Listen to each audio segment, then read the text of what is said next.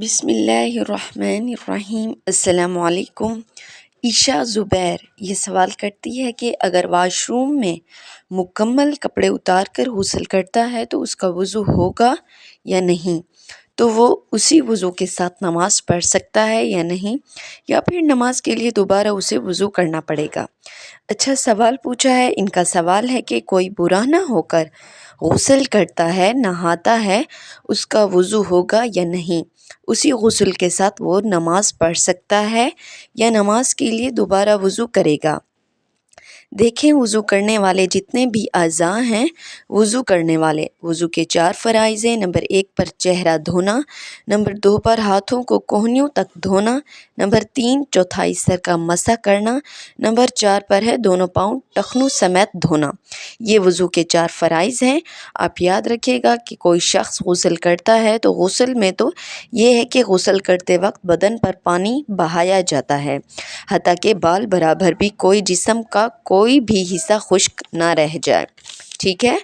اگر اس کے اوپر غسل فرض تھا، اب اس نے غسل کر لیا تو ساتھ میں اس کا وضو بھی ہو گیا ہوگا، لیکن اگر اس کے اوپر غسل فرض نہیں تھا تو اگر وہ نہا رہا ہے، اگر اس کے یہ وضو والے اعضاء جو ہیں ساتھ میں دھل گئے ہیں تو اس پر پانی بہہ جاتا ہے، اس کے 4 فرائض اگر ادا ہو جاتے ہیں تو وہ اس وضو کے ساتھ نماز پڑھ سکتا ہے، اس کو دوبارہ وضو کرنے کی ضرورت نہیں ہے۔ تو اس حوالے سے بعض لوگوں کو غلط فہمی ہوتی ہے کہ وہ یہ سمجھتے ہیں کہ کوئی شخص برا نہ ہو گیا تو اس کا وضو جو ہے فاسد ہو گیا۔ اب اگر کوئی شخص برہنہ حالت میں غسل کرتا ہے، نہاتا ہے، تو اس کا وضو نہیں ہوگا، حالانکہ ایسا بالکل نہیں ہے۔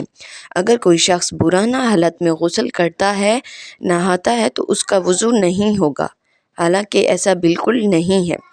اس کا ستر جو ہے کھل جائے گا تو اس کا وضو فاسد نہیں ہوتا، وضو اس کا باقی رہے گا۔ ستر کو دوسروں کے سامنے چھپانا یہ فرض ہے، ٹھیک ہے، اس سے وضو جو ہے فاسد نہیں ہوتا۔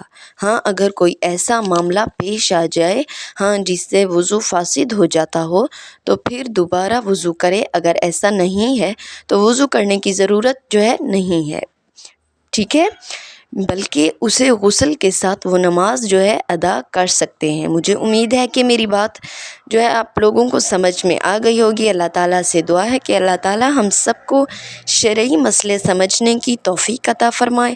ویڈیو کو دوسروں کے ساتھ شیئر ضرور کریں۔